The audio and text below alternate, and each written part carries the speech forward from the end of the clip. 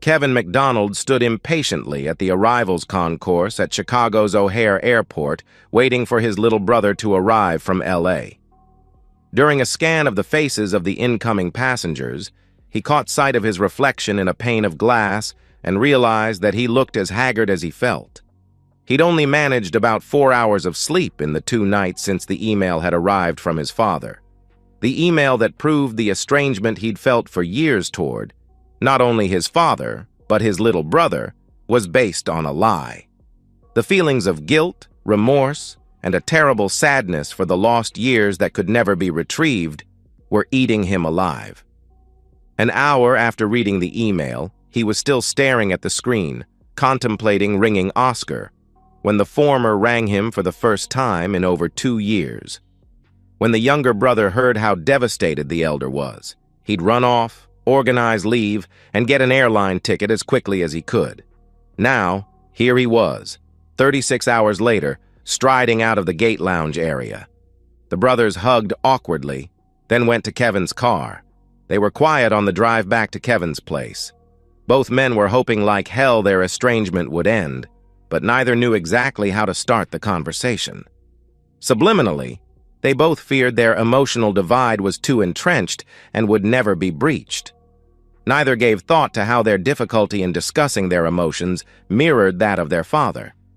It wasn't until Oscar was settled in the spare bedroom that they quit stalling and got down to business. "What happened with Mom in L.A., Oscar?" "Well, her visit was going normally until she got this phone call from some woman called Avril." "Wow. Avril. There's a name from the past." "The past?" "Yeah. Don't you remember her?" "No." "Who is she?" "Are you sure you don't remember? Small, Eurasian woman?" At Oscar's shake of the head, Kevin continued, filling in the information. "Up until you were about 8 or 9, I suppose. We used to occasionally go and see a guy called Felipe, Mom's boyfriend. And sometimes there was a woman there called Avril. Sometimes she would look after us while Mom went into a bedroom with Felipe." "I remember Felipe, of course, but not the woman." "Well, Avril was Philippe's wife." "Actually, now you come to remind me, I vaguely remember her. Hang on, weren't Mom and Philip in the bedroom having intimacy?" "Yes, they were. Philip and Avril had an open marriage." Both men paused to contemplate their own thoughts on such an arrangement. They both started to feel uncomfortable as those thoughts led toward the reason for their estrangement from each other. Memories mixed with new information, and in a moment of clarity, Kevin now knew why the children's visits to Philippe's had stopped after one such trip. Oscar had asked some innocent but difficult questions as they drove home. Their mother had given some vague replies and then stressed the importance of not mentioning the visit to their father. Her words echoed in his head. "Your father is a proud man. He doesn't like to be reminded, so you must remember to never mention Felipe and Avril's names." Anger at the memory of his mother's selfish lies festered in his gut. To distract himself, Kevin asked a question. "What happened when Avril rang Mom in L.A.? "Well, Mom got real upset, then tried to ring Dad. After that, she talked to you and I tried to ring Dad, but he didn't answer. You tried too, right?" At Kevin's nod, Oscar continued. "I didn't get to talk to her before she left. She spent the night crying in the bedroom. After she left, I thought it was strange that she was acting like Dad didn't know about Philip. I mean, that's the one thing I do remember. She always said Dad knew." Silence descended again. They both knew this was the moment they became brothers again, or remained strangers. Oscar broke the silence in a soft voice. "Why did you lie to me, Kevin?" Oscar asked. There it was, the crux of the matter. The main reason sleep had eluded Kevin for days. Once again, he replayed their conversation of 4 years ago in his mind. It took place just before Oscar left for L.A., when he'd had what he'd described as a crisis of respect. The disturbing memories of his mother's trips to see her boyfriend didn't sit at all well with his respect for his father, a clearly intelligent and capable man. one who'd always acted honorably as far as Oscar could tell.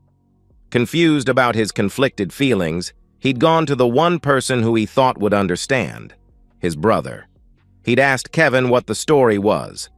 Kevin had told him why he shouldn't confront his father. His father knew about their mom and Philippe, but had insisted it was never talked about. It was a matter of pride. Oscar was old enough to see that point, but still wanted to confront his father. Kevin empathized with his little brother fully. They both had the same dilemma. How could their father expect his sons to respect him when he let his wife sleep with other men? That was the reason Rob and his eldest son were already estranged. Afterward, Kevin made Oscar promise not to raise the issue with their dad. It was the start of the serious estrangement between Rob and his second son. For both, what began as a wedge became what seemed an insurmountable chasm. "Please believe me, bro. I didn't lie to you intentionally. Mom told me all along that Dad knew about Philippe, but insisted no one must ever mention it. She lied to me, Oscar. I am guilty of repeating her lie. I'm sorry, but it wasn't until his email arrived 2 days ago that I realized that it was all bull." Kevin averted his eyes so Oscar wouldn't see his tears. Oscar reached down to his carry bag and got out his laptop, mainly so he had an excuse to look away. He fired it up and pulled the email to the screen. He knew it by heart already, but read aloud anyway. "My dear sons, please forgive me for writing the following in an email rather than speaking to you directly, but I am too emotional to control my thoughts and words. I recently discovered your mother had an affair with another man for years. Apparently, it started over a year before I went to Kuwait and lasted for years after I returned. It only stopped with his recent death. She confessed that her lover lived with you the whole time I was away. She told me that she even took you both to see him after I returned. Before you panic and think I bear you any ill will, hear me out. She explained that she always told you not to mention anything about it, and I can understand why you kept her confidence. She put you in the position of keeping her secret or destroying our family. If for no other reason, that is why I am divorcing the evil woman. I know it is unlike me to use language like that, but knowing what I now know, I can't see her actions as anything short of evil. Monstrous, even. I bear neither of you any ill will for choosing our family unity. I now realize that the reason you drifted away from me was the conflict you must have felt over this dilemma. I was proud of you the days you were born and still maintain that pride now you are a man." Back to your mother's confession. I got so wild listening to her. It was obvious she felt no regret or remorse for her affair. She even seemed proud of the power and strength of the love she felt for this French-Canadian prick. She tried to rationalize the start of the affair as needing someone to look after her and you two when I went off to war. I shot that particular delusion down when I pointed out that the affair started a year before Saddam Hussein even invaded Kuwait. That was the only thing I confronted her about that night, though, as I was too wild to talk most of the time. We spoke again the following day when I'd calmed down a little. I tried to make her feel some guilt for what she'd done, but failed in all cases except one. I pointed out that other military wives didn't cope with the danger their husbands were in by having an affair, even soldiers closer to the action than I was. I pointed out how devastated I would have been to find out when I was over there and the added danger that would have put me in. Or if I'd found out upon my return from the Gulf when I was suffering from PTSD. That knowledge would have finished me off for sure. It pains me to have to tell you both that she just looked at me blankly. I pointed out that all of the rationales Phil Du Sleazy Jerk used to get her into bed were just part of a clever seduction. I don't know why I wasted my breath. I sincerely hope you never find out firsthand how humiliating it feels to know that while you're away from home, some other guy is in your bed. It's devastating. For the record, it feels like he has taken all your power away from you and stripped you of your manhood. It's far worse than a bullet or being blown up. It's galling to know he must have been laughing his socks off at me the entire time. I was getting wild again because she refused to show any remorse except that I'd found out. I made a hasty but correct decision and told her that the main reason I was divorcing her was that she'd driven you away from me. It is not my intention to burden you boys or make you feel guilty, but I must put to paper the truth. The distance between us has always been a source of pain and sadness for me, as well as frustration. No matter what I did or said, it was always there. I will never forgive her for being the cause of that. When I told her that, I could see she'd never seen it in that light, and I thought I'd finally gotten through to her. She rallied, though. You won't believe it, but she actually said that her love for Felipe actually justified how she'd deceived you. There was a look in her eye, though, that told me she was having conscience problems. I left again. I couldn't look at her. That was last night. I'm guessing your mother has been too embarrassed to contact either of you. I have to go now as I have an appointment to keep. Whatever your role in this, I will always love you. Please forgive me for being so naive about your mother, which put you in an impossible position. My only excuse is, love does that to you. You trust and believe and think the best until something happens to make that impossible. Please don't try to contact me for a few days. I have things to sort out. After I've finished, I would love to hug you both. Your loving father. Both men now had tears streaming unashamedly down their cheeks. It was minutes before Kevin could speak in a voice that didn't quaver. We have to tell him as soon as possible. After all these years, he deserves the truth. He has to know that the reason we pulled away from him wasn't because we were keeping a secret, but that we couldn't handle him allowing Mom to have a lover. We have to tell him it was because she lied to us. I agree. There's something else we can do as well. What's that? Kevin asked. Well, the poor guy's confidence must be shot to hell. Finding out your wife with another guy for years must have hit him where it hurts most. I had a girlfriend cheat on me last year, and it was really bad. But, Kevin started to mutter. What? Oscar asked. But Mom said you were gay. What the hell? Oscar shouted. Yeah, she said you had a live-in boyfriend called Mark. The stupid woman. Does she think I'm gay because of Mark? Because I have a male housemate? Christ, it's L.A. Doesn't she know how high the rents are? And so what if I have some gay friends? That doesn't make me gay. It makes me non-judgmental or inclusive or whatever the hell they call it when you don't give a thing about someone's sexuality. This is all because I never introduced any of my girlfriends to her whenever she visited. A stunned silence descended. Finally, Kevin found his voice again. It didn't sound like you when Mom told me. You were always after some girl in high school, but Mom sounded so certain. And you know, there's nothing wrong with being gay. At Oscar's opening his mouth to possibly rant some more, Kevin quickly continued. Now, what can we do about Dad's confidence? I was thinking. Dad has no confidence because Philippe stole it. He used the term stripped of his manhood. We just have to figure out a way of destroying Philippe. It will be our gift to Dad. Our apology, if you like, for how we treated him.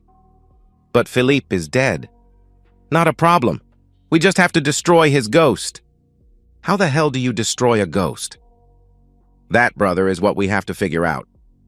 They withdrew into their own heads again. Kevin finally broke the silence. There's something else we have to decide as well. What's that? We have to decide if we forgive Mom. Are you serious?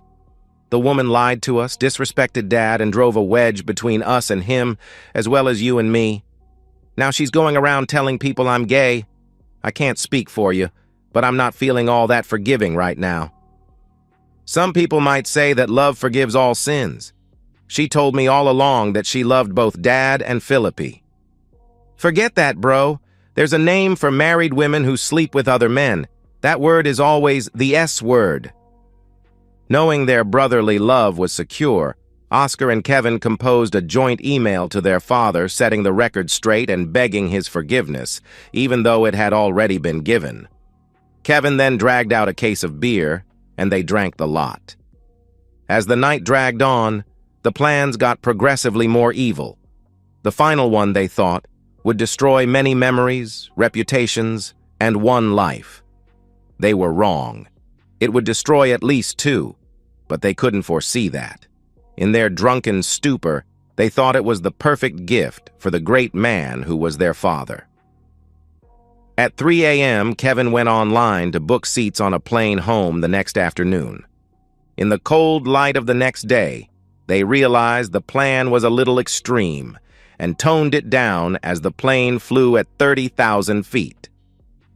At the same time his sons were resting their throbbing heads on plane cushions, Rob was sitting waiting in a hotel in Mount Royal, Montreal. Absolutely frustrated at not being able to get his wife to see she'd done anything wrong, he was looking here for answers. No, he thought, I don't want answers. I just want to spread my pain around. I'm the only one who's done nothing wrong, so why am I the only one hurting? Time to redress that balance. He had a plan. On arrival yesterday, he'd gone to see Avril at her home. During a very uncomfortable conversation, he'd gathered that although she regretted that her friend Karen had seen fit to hide her affair with Philip from him, she saw nothing she'd personally done as being wrong. Rob didn't buy it. Karen and Avril had been friends for 20 years. Was she really saying that not once in all that time was his reaction to Karen's relationship with Philippe discussed? That was either a lie or absolute negligence on Avril's part. They'd parted with Avril feeling guilty enough that she'd agreed to ask some of her family members over so Rob could meet them. He asked for as many of them as Avril could muster, especially the ones who'd been there that Christmas in 1990. He was now waiting for word that the conspirators were gathered. The phone call came a little after 1 in the afternoon. The clan was gathered. Avril's mother and 2 daughters were there, as were Philippe Dumonte's aging mother and various relatives, 15 in all. Rob pulled out his map and rehearsed again the shortest route to the border. He then drove to the house he'd come to call Cuckoo Manor. Composing himself in his car, he reviewed his goals. Okay, goal, singular. His one and only aim was to make as many people as possible realize exactly how he felt. He was determined to be heard. His reconnaissance of yesterday had shown him exactly how to do that. He grinned and opened the car door. Avril let him in the front door and took him into the parlor, the same room they'd spoken in the previous day. Rob strode in and made a beeline for the huge mantelpiece above the open fire, the one holding the brass urn that contained the ashes of his nemesis. Avril introduced the gathered relatives, 2 mothers, 2 daughters, and various aunts, uncles, and cousins. After Rob refused to shake the first hand that was offered, the others got the hint. They all knew this wasn't going to be pleasant. Rob was glad to see there were no minors present. A hushed atmosphere fell. Rob, leaning against the mantelpiece, squeezed his thighs together uncomfortably. Recently, I discovered that the woman I loved had an affair for over 20 years with Philippe Dumonte. An affair that I knew nothing about but all in this room enabled and condoned. I am currently divorcing my wife. Rob looked around the room. 1 or 2 averted their eyes. The rest just looked slightly confused. An elderly man, perhaps a cousin or uncle, spoke for the opposition. Monsieur, Madame Dumonte has explained your situation to us. You must understand that to us of French descent, a woman taking a lover is quite normal. While it is regrettable that she left you uninformed, we fail to see what it has to do with us. Rob fought to keep the rage from his voice. He substantially failed. In what culture in the world is it acceptable for anyone to help a woman destroy her husband? That is what my wife did. And you, yes, each and every one of you, abetted her. Rob looked for but failed to see any remorse on any of the faces in the room, except Avril's. She remembered the look on Rob's face when she'd first let the cat out of the bag. Time to inflict the pain. My only regret is that Mr. Philippe Dumonte is not still alive, because now I will never get to tell him to his face what a low-life piece of pond jerk he was. Bedlam erupted. 15 people started talking at once. Rob let it all roll over him. It finally settled down, and the same spokesman addressed Rob. My cousin Philippe was a great man. a fine artist and restorer. We honor his memory." Rob knew that it was time to end this charade. "This is what I think of the great Philippe Dumonte." Straightening to his full height, Rob then turned to face the mantelpiece. He grabbed the urn containing the earthly remains of the man he'd never met, but hated with a passion. He knew the next piece of his plan contained a potential flaw, but had several contingencies. Luckily, the lid of the urn unscrewed easily. He put it on the shelf.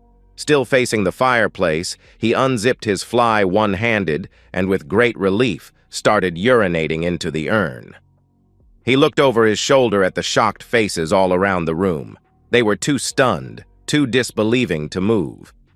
About 2/3 of the way through this performance, Avril was the first to react. She threw herself at Rob and grabbed the urn with both her tiny hands, trying to wrench it out of Rob's firm grip. Their tussle caused Rob to lose control over the direction of his stream. It left the urn but continued with no less force, hitting Avril on the torso. She looked down, horrified, and took her hands off the urn and backed away, her face a picture of revulsion. Her whimper of pain and disgust was music to Rob's ears. Rob clenched and returned to his pants. With a clear run to the door leading back out to the hall, he took the rehearsed route to the bathroom just down the corridor. Hearing footsteps behind him, he accelerated. Reaching the bathroom door, he burst in, entered, and locked the door behind him. With about half the ashes poured out into the bowl, he flushed. By now, the beating on the door was getting violent. The yelling wasn't any friendlier. With one arm bracing the door, he waited for the tank to refill while pouring the rest of the ashes into the bowl. Using the time the cistern took to refill, Rob rinsed the remainder of the ashes off the internal sides of the urn at the small sink and sloshed them into the toilet bowl too. It was awkward trying to defend his position and complete his task, but his determination gave him the dexterity he needed. As soon as he heard the cistern refilling noise slow, he flushed again. After dumping the now empty urn in the bowl, he moved his bracing arm and stood back. He smiled in grim satisfaction. Part 1 of his plan was achieved. Now for Part 2, his escape. Within seconds, the door burst open. Rob put his shoulder down and barged through the 5 or so men in his path. Amazingly, they didn't block his path as he returned to the parlor. Perhaps they were too much in shock. Everyone had heard the toilet flushing and knew exactly what had happened. Avril was sobbing uncontrollably on a chair. "Philippe Dumonte is where he deserves to be."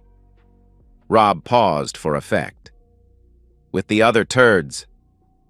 Stopping only long enough to glare at each of the remaining occupants of the room, Rob spat on the portrait of Philippe Dumonte. His goal was achieved, and the grinning husband of Karen McDonald left. He had no idea whether you could be charged with assault on a dead man, but he didn't want to find out.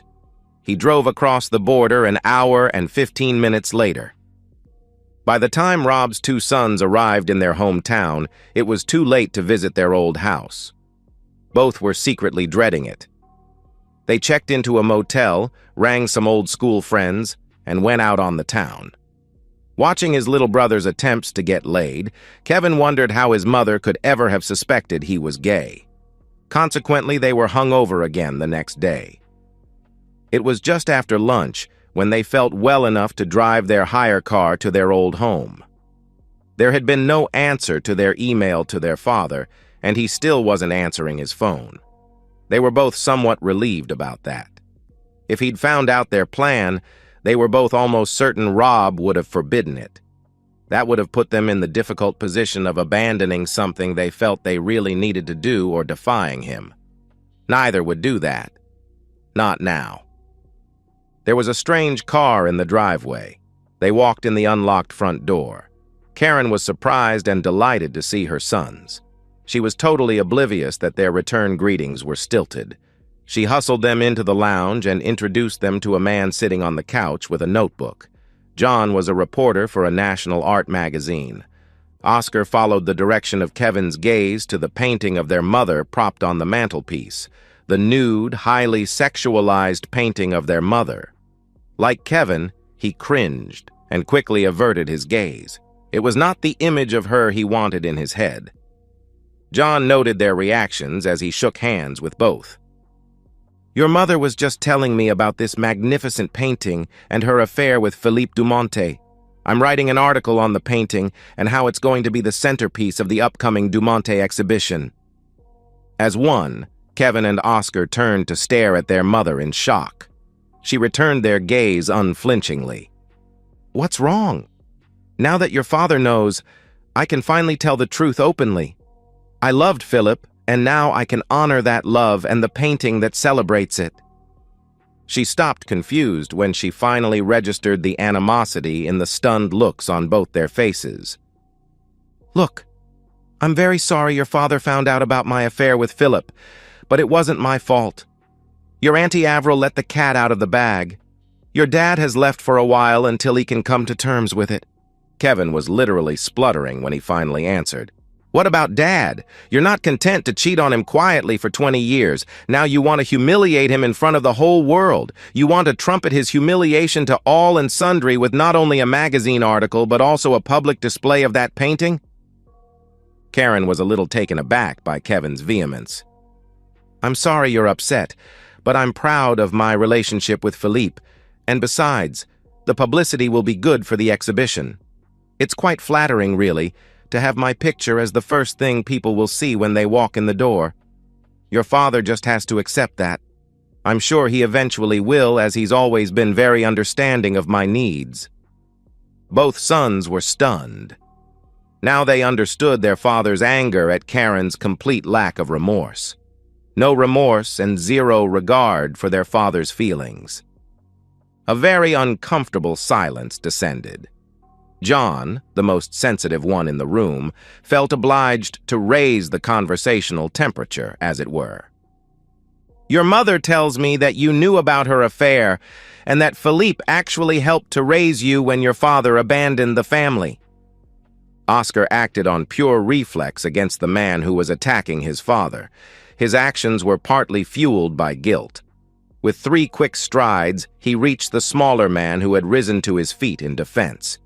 This allowed Oscar to lift him off the floor by his lapels. Saliva hit John's face as Oscar literally foamed at the mouth. "My father did not abandon us, not ever. He was called to serve in the Navy during the First Gulf War. Since when do we say that men serving their country have abandoned their families? If you dare say Dad deserted us in your article, I will sue your back off, yours and your magazine's. While my father was over there being shot at, that paragon of motherhood and wifehood over there saw fit to shack up with the slimeball you're writing an article about, a man that wasn't worthy of licking my father's boots." Oscar kept eye contact with John throughout this tirade, so he didn't see the expression on his mother's face. Kevin did. Karen went as white as a sheet. "Did she also tell you she was messing with him for a year before my father was called away and for years after he came back? Did she tell you that she used to take us to see him and leave us outside while she went into the bedroom with Philippe Dumonte?" John shook his head. Not content with John's response, Oscar spat out, "So if you want to talk about abandonment, talk about that one." His rage subsiding, Oscar released him. John fell back onto the couch. "Did she also tell you that she ordered us not to say anything to Dad? That it would break up the family if we did?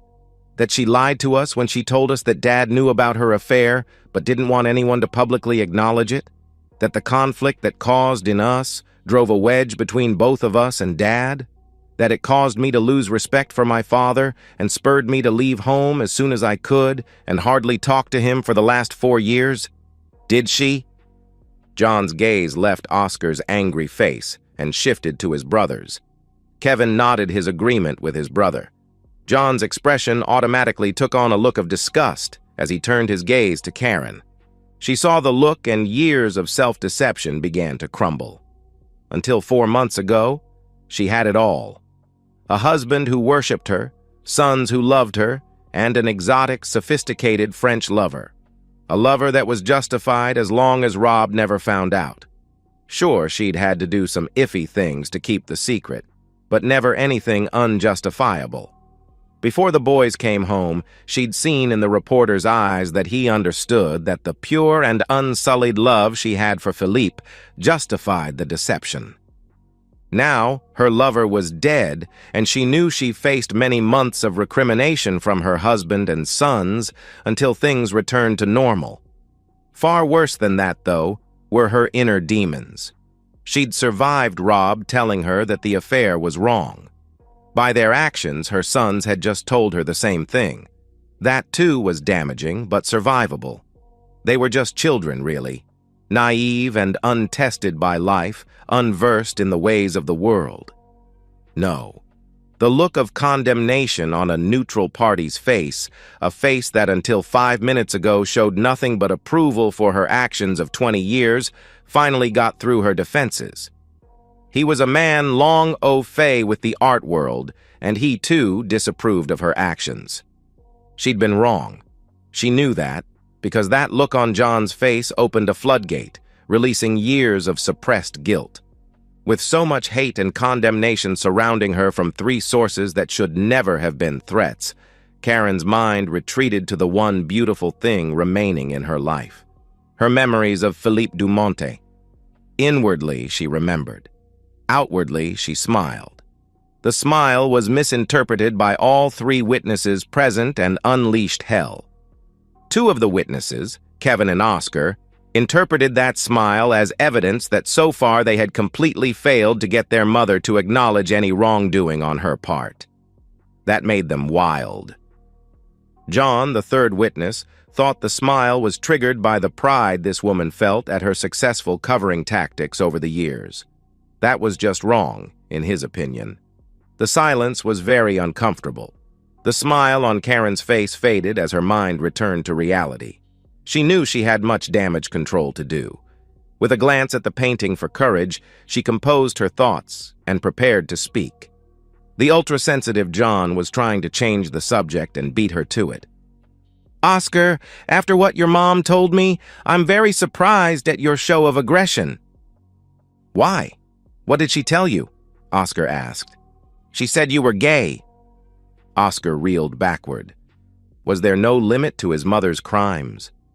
Typical of many young men who weren't ultra-masculine, Oscar had always subconsciously worried that some may consider he was gay.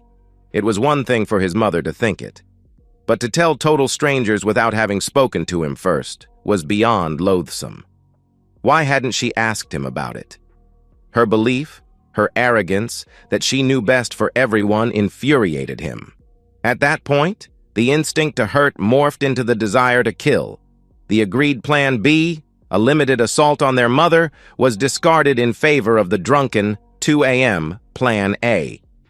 Kevin watched the interplay of emotions on his brother's face. With a sibling's psychic connection, he knew what was coming. With a dispassion that his brother lacked, he shouted, "Bro, Plan B! Plan B!" That shouted plea fell on deaf, enraged ears. Oscar turned from the reporter, took 4 paces, and glared down at his mother. He fought to keep his voice under 120 decibels. He succeeded, but couldn't keep the venom from his tone. "Why don't you tell him, Mother? Tell him that Philippe Dumonte never loved you, that he used you to get to us, that when he lived with us, when our father, our protector, was away, after he'd had his way with you in Dad's bed, he used to visit us in ours. How you invited a predator into our home and did nothing while he abused your children." The feelings and emotions in the room at that precise moment were almost too shocking and disparate to describe. Oscar waited for the meaning of his words to register on his mother, anxious to return some of the pain she'd heaped on him, his brother, and his father. Kevin was a little shocked that they'd lost control of the situation so quickly. Their Plan B, to limit this misinformation to their mother and maybe Avril Dumonte, had been scrapped in favor of Plan A, the original nuclear option. That wouldn't stop him from backing his little brother up, though. John was shocked, then excited. He knew how big a story this was. It was 17 seconds before the word Pulitzer optimistically entered his consciousness. Karen, already reeling from self-doubt and guilt, couldn't comprehend what Oscar had said. The disparity between the image of Philippe she held dear and the creature her son was describing was just too big. Her conscious mind was battling to stop her subconscious mind from running away. The latter was in full denial. The former wanted to hug and protect her children. She tore her gaze away from Oscar and looked at Kevin, who nodded confirmation. With the natural objectivity common to journalists, John was the first to openly react to this bombshell. He turned to Karen. "Please tell me you didn't know that was going on. Your infatuation with Felipe couldn't have led you to condone this, surely." Inside Karen's head, the battle raged.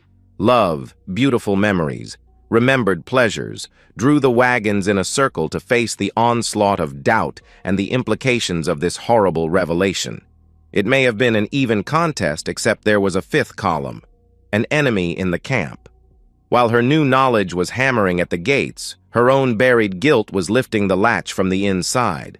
100 arguments were battling to be heard. One of them was, it was all a lie. Rob was right. She was lied to by an expert and completely used. The outward manifestation of all this conflict was her slumping back in the chair, eyes open and staring straight ahead, mouth mumbling incoherent words. John beat a hasty retreat. He had a story to file. He would return later for details, perhaps when the atmosphere wasn't so poisonous. The two junior McDonalds quietly conferred and waited to talk to their mother when she snapped out of it. They decided to play it by ear. If she finally showed remorse, then they'd tell her the truth. If she didn't, then they would lay it on thicker. That logic was flawed. Things couldn't get worse. To justify her past behaviors to her own conscience over the years, Karen had compartmentalized part of her soul. Safe behind a wall, the bad elements had corroded, atrophied, putrefied. That rot began attacking the walls that confined it. Now they were collapsing. On the drive back from Mount Royal, Rob reviewed the outcomes of his actions. While satisfying, he knew they would never become public. How do you hurt a dead person? Outing Philippe as a wife stealer would make page 37 of any newspaper right after the Lemmings for Sale section. Frustrated, he reverted to a technique of thinking that had worked for him in the past. Stop thinking about it. Sometimes the solution came out of the blue. He stopped at a roadside restaurant for a very late lunch. Logging into the facility's Wi-Fi, he read the email from his sons, returned to his car, and was emotional for a while. Back on the road, he rang Kevin. He was pleasantly surprised both boys were already in town. They agreed to meet at a hotel as soon as possible. The meeting was ecstatic, to say the least. Years of guilt and frustration gave way to an overwhelming love, long missed on all parts. When he sensed his sons shared his desire to hurt the memory of Philippe and his co-conspirators, Rob shared the day's activities with them. Kevin and Oscar roared with laughter when Rob related his second visit to the Mount Royal house. Thus, it was about 3 hours into the reunion that the sons of Rob recounted their own tale of retribution.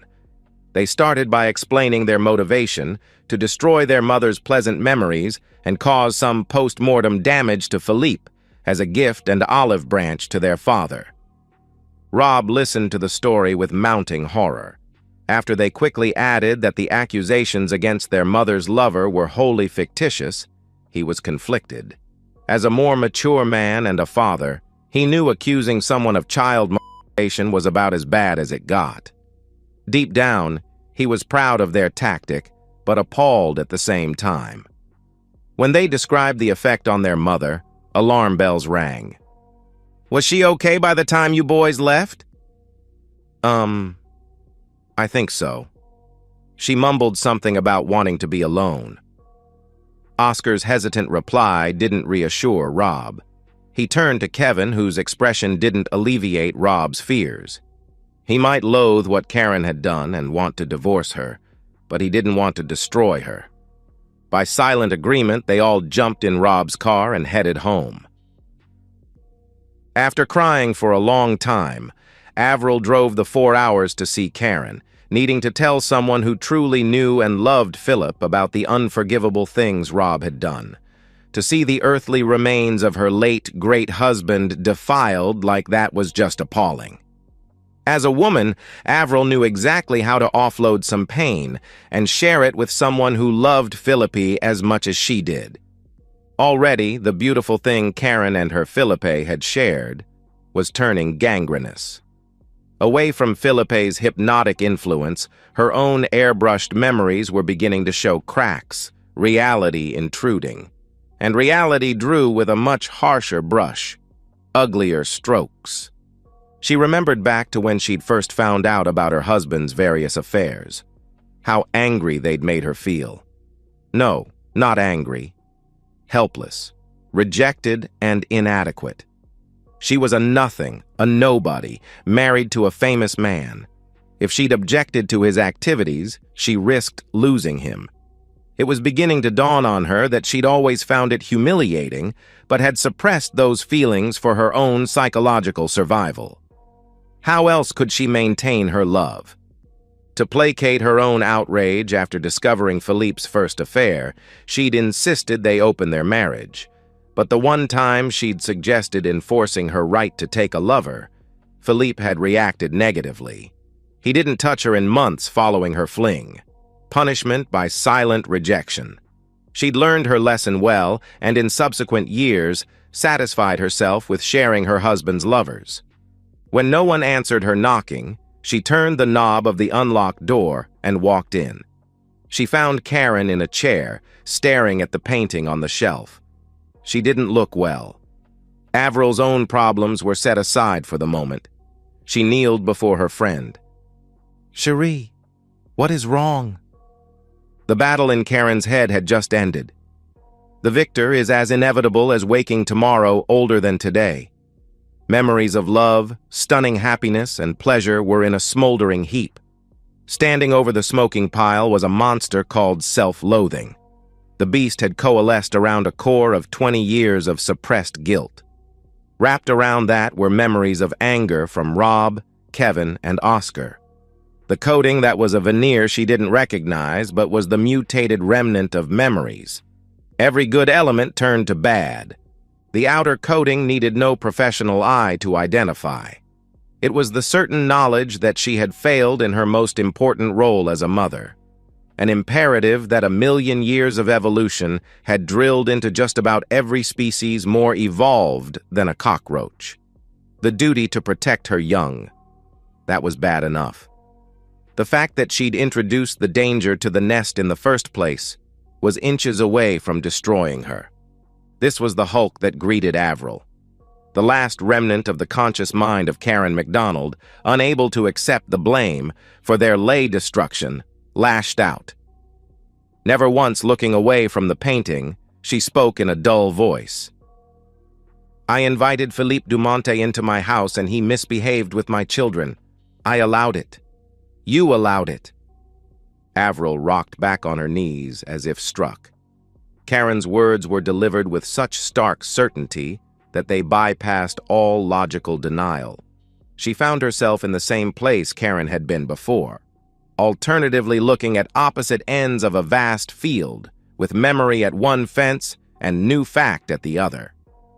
"But Cherie, that can't be true. My Philippe would never—" "He did. My sons were just here. They told me and they told that reporter you sent. I'm a bad mother and soon the whole world will know it. You allowed it." "But Karen, that can't be true." "He abused my children and you allowed it." Before Avril could react, Karen swarmed out of the chair, knocking the tiny woman over. The enraged monster strode to the mantelpiece and grabbed the painting. With uncharacteristic strength, Karen firmly grabbed the frame on each side and brought it to her rising right knee. The wooden frame broke into several pieces, which became about 5 pieces, as the enraged woman continued to smash it against the hardwood mantelpiece above the fire. Finally, the canvas was released from most of the frame, apart from one side still attached by half a dozen staples. Karen bundled this up, opened the door of the fire, and used the poker to stuff it all in. The hungry flames quickly consumed the oil-rich paint. With murder in her eyes, Karen rose, turning to face Avril, with the iron poker in hand. Avril saw the look in Karen's eyes and knew she was in grave danger. She sprang to her feet and fled toward the door. The glancing blow of the poker hitting the side of her head would have done more than make her stumble if it had hit full on. With a ringing in her ears, she raced to her car and escaped. 15 minutes later, Rob and his offspring ran in the open front door. They surveyed the damage in the parlor, but a hunt of the house revealed no Karen or her car when they belatedly looked. An hour later, they were still talking about what to do when the police called. Karen had been arrested for criminal damage. Rushing to the police station, Rob was filled in by the duty sergeant. His wife had been arrested in the South Mall where she'd successfully smashed half a dozen paintings famously restored by the legendary Philippe Dumontet. Rob recognized the paintings. They were the ones Philippe had been restoring when he first met Karen. When security had first accosted Karen, she'd rendered one of the guards unconscious with an iron poker. It had taken being tasered to finally get her under control. No, he couldn't see her. An ambulance had arrived 10 minutes prior. His wife had been forcibly sedated and removed to a hospital. The sergeant gave the name of the local mental hospital. Rob was refused access to Karen at the hospital, so returned home. He squeezed the name of the magazine from his sons. He never spoke to John but briefed his editor on the hoax. The story should have died there, except for a massive collective error of judgment. Avril took the news of the future devastation of her late husband's name back to a family meeting. Her side of the family immediately took to the hills, trying to put as much distance between themselves and Philippe Dumontet as possible. After having seen what happened to equally high-profile artists like Rolf Harris, they had no doubts about the future. Philippe's side of the family called on one of their family members who worked for a marketing company. She convinced them their best strategy was to preempt by holding a press conference before the magazine article was published. No one thought, perhaps from collective embarrassment, to try to get the article suppressed. The French cultural acceptance of extramarital affairs had got them into this. The same cultural Republican feelings of the freedom of the press compounded it. That is how the world discovered the story. A well-meant, but in hindsight, a misguided attempt at damage control. The press pounced on the corpses. The Albany media, with the local connection, were all over it. Karen was pilloried as an accomplice, or at the very least, a negligent mother. Her vandalism of Dumontet's restoration works in the South Mall gave credence to the story. They left Kevin and Oscar alone after they publicly denied being abused. Many victims don't wish their suffering to be openly acknowledged. Avril never talked to any of Rob's family again, and neither she nor her daughters ever knew what the truth was. The value of Philippe's artworks plummeted as everyone tried to dump them before their value reached nothing. Small plaques next to paintings that read, "Restored by Philippe Dumontet," quietly disappeared. Textbooks including descriptions of his techniques were quietly edited and reprinted. His daughters, who had honored his memory by keeping his surname, quietly adopted their husbands. The exhibition of his works never happened. His memory was effectively expunged from history. The field that was the memory of Philippe Dumontet was sown with salt. By contrast, the landfill containing the ashes of the late artist, flushed down the sewers, along with thousands of tons of treated poo from his neighbors, became a verdant oasis, beloved by happy families for generations to come. With royalty payments withering to nothing and the value of Philippe's paintings approaching that of firewood, Avril was forced to sell the family mansion. She died in virtual poverty, cursing Karen for utterly ruining her life and vicariously, through her late husband, her place in the history books. For a short amount of time, Rob wondered if he should support Karen and encourage some sort of reconciliation between her and the boys. Then he concluded, forget it, she'd forced him to live a lie for 20 years. Effectively stole all the happy memories from what should have been the best time of his life. For that, he felt he owed her nothing at all. The boys were big enough and ugly enough to make up their own minds, and he would support whatever they chose. What he owed was all to himself. He owed himself a catch-up on the time lost by the estrangement with his sons.